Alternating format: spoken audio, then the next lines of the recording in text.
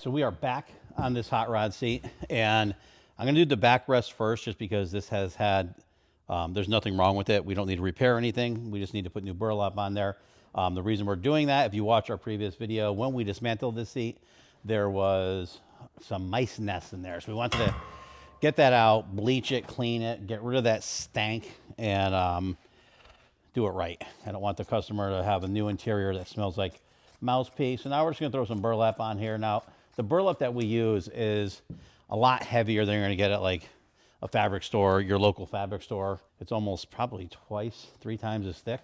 So it's a lot better product. So what we're going to do is I'm just going to go through, and what I like to do is fold it on the edges to make it a little bit beefier. And I'm just going to manually hog ring it right now. I usually like to use the pneumatic ones, but we'll just El Manuel. So I'm going to put this here. I'm going to wrap it all the way around. And if you haven't seen, if you don't know how to use hog rings, you can watch some of our videos. These pliers have a little groove in them. The hog ring sits in them, and you just squeeze it. So on this side here, I'm just going to put some staples in. Or some hog rings in, stapled right across the top.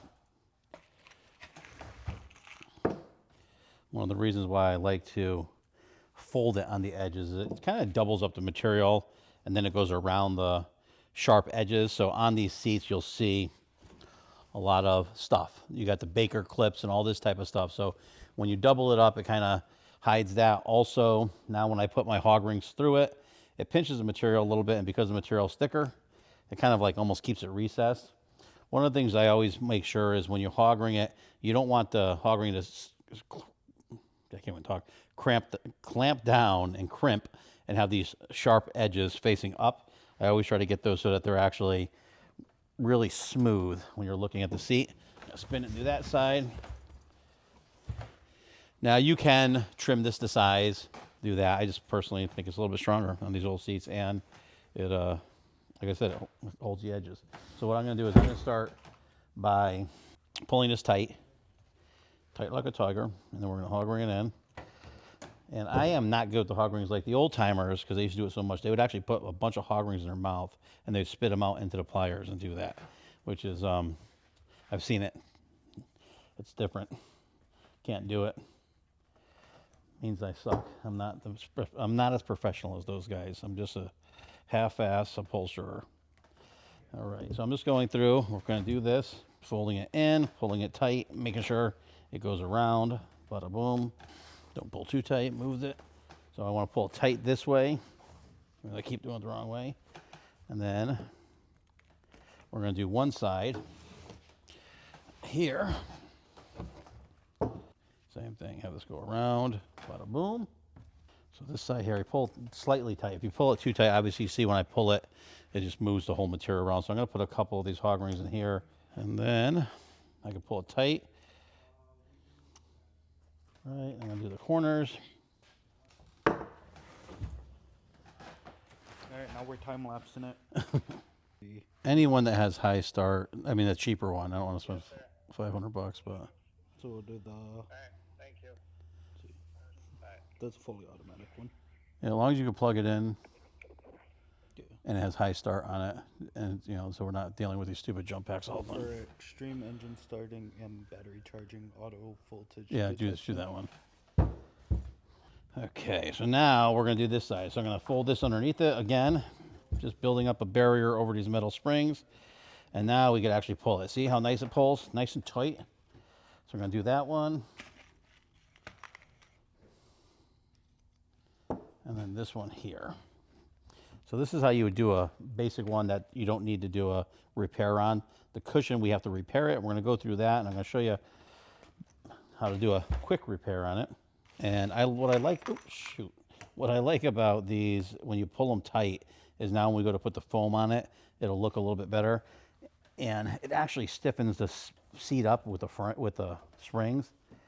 And now we're going to go through, and we want to randomly zap the hog rings into the springs to kind of button everything up. Now this is where the pneumatic ones are way better, because you could just go through and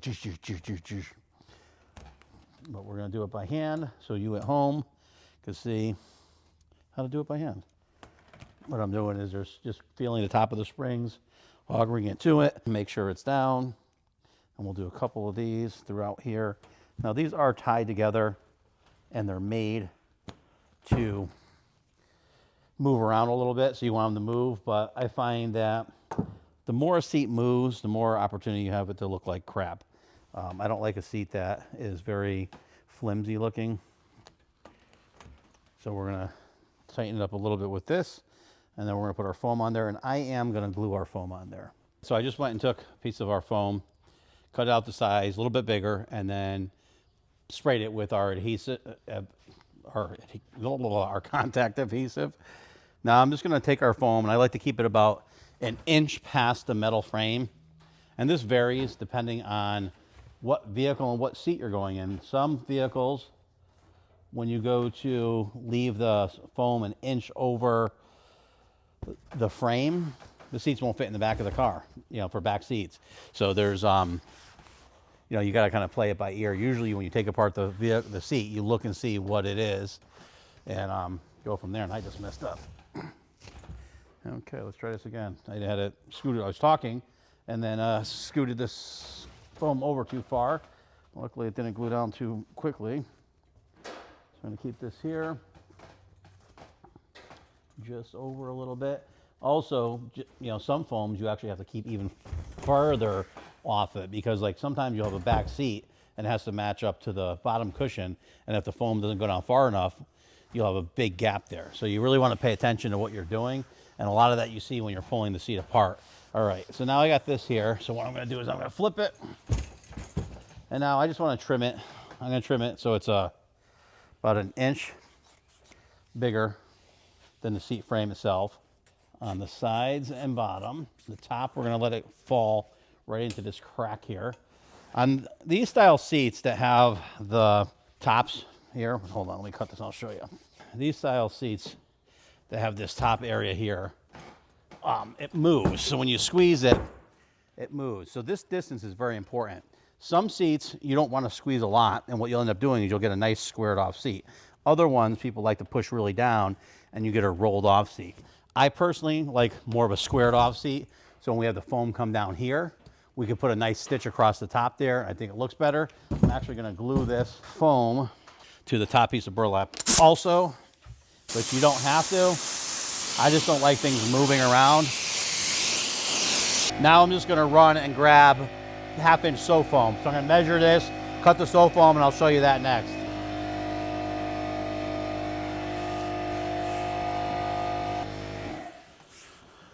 I just put a piece of half-inch sew foam on here. I cut it oversized. So the seat frame ends here. We added about an inch of our 1-inch foam, and then we're just gonna trim this probably, I would say, to about 2 inches.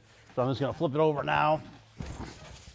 So another thing with this setup here is some people actually I'm gonna do this 3 inches bigger, right? On both sides. Roughly 3 inches bigger. So with this sew foam, I chose to put it on kind of like you normally would with the scrim backing down, right?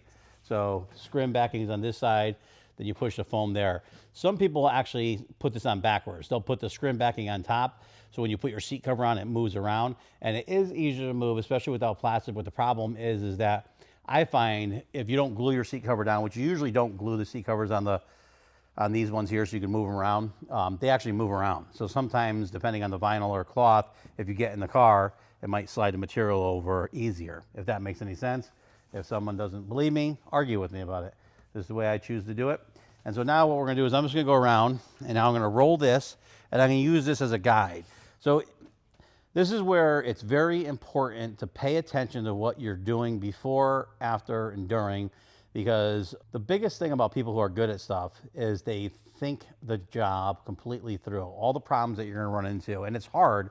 A lot of times you learn that over years of mistakes, but you'll hear me say, when you put these seats in the car, especially like when you're doing hot rods, or even muscle car rear seat, and anything, if you're building a hot rod seat and you make a seat and you put too much foam on it and it goes right to the doors, now the doors touch it, it's not good. Or if you shut your doors and you have this huge gap between the seat, that doesn't look good either. So we don't have the vehicle here, so I'm just going by what we had. The original foam that was on here rolled around here. It was a softer foam, but it did roll around here and gave it probably about, I don't know, 1/4 of an inch to a 1/2 of an inch on the edges. So we're gonna do the same thing. But if you have the seat, you could actually put it in the car without the foam and just measure it from the metal to where you want your foam to end, and then you could do that, you know, pull your foam to that. So what I'm gonna go through and do is we're gonna hog ring this foam around again and make it look semi-decent. We want it to look good. And, you know, upholstery is no different than anything else you do in the world, where the better you make each step, the better the end result is. A lot of people rely on foam and covers to do magic, and we're not gonna do that. So I'm gonna pull this tight, bring it up and hog ring it in, and same thing. And then the top, we're gonna do the same thing. I'm gonna pull that top. So when you're doing the top of these things, you got to decipher how far in you want it. So my foam didn't stick. The glue's not sticking well up here for some reason. But I'm going to pull this piece up. And you want to make sure your width as you pull this is the same throughout the whole seat. So what I'm going to do is I'm going to actually do some measuring here. Ugh. You could actually go through and measure your distance. So you can say, okay, I want this to be a certain spot. Where's a piece of... use a blue Sharpie for reference, and we have a yardstick here to measure with. So I'm going to go from the seat frame itself. I'm going to pull this material around where I want it, because it doesn't really matter in this car. It's where I want to do it. So I'm going to pull it around. I'm going to put a little mark here. Right? So I got a mark here where I want it. Now I'm just going to measure from the seat frame itself to my mark. We got 6.5 inches. We'll do a multiple things here, multiple marks to make sure. Here. And now I am going to make a straight edge mark right across here. And the reason I'm doing this is because it will help us to keep this top edge consistent. And when we put our foam on, I just threw it on. I didn't really do any crazy measuring. So now I can just take our marks here, and I'm going to go right to that line. Right? Blue line to the bar that we're hog ringing to.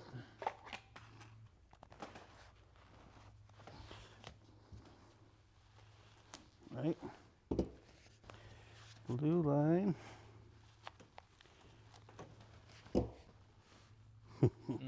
Yeah, you got a little longer. That kind of looks like your little nose ring. Oh my! Actually, that would work to put them in. That would hurt like hell. This one, to take it off, you got to pull the ball out. One of the guys I used to work with, he was using the pneumatic hog ring pliers, and he's like trying to force it and slip, and he hog ringed his lip. It wasn't cool back then to have all those things in your face. Now it is the new trends. All right, so what this helps us do is actually, when you look down this, obviously it's lumpy here because I don't got enough hog rings in it yet, but it'll keep the distance from here to here even, which is super important. So when we do our pattern, we're going to do a seam right here with probably a welt that's going to come around here. So we want to make sure that the distance from here to here is actually the same. So I don't want to put a million hog rings in here, so I am going to utilize our cover to pull the foam and make it a little bit more even Steven. And now I'm just going to go around. I'm going to do the sides, the same thing, all the way around the sides. And then we're going to go around and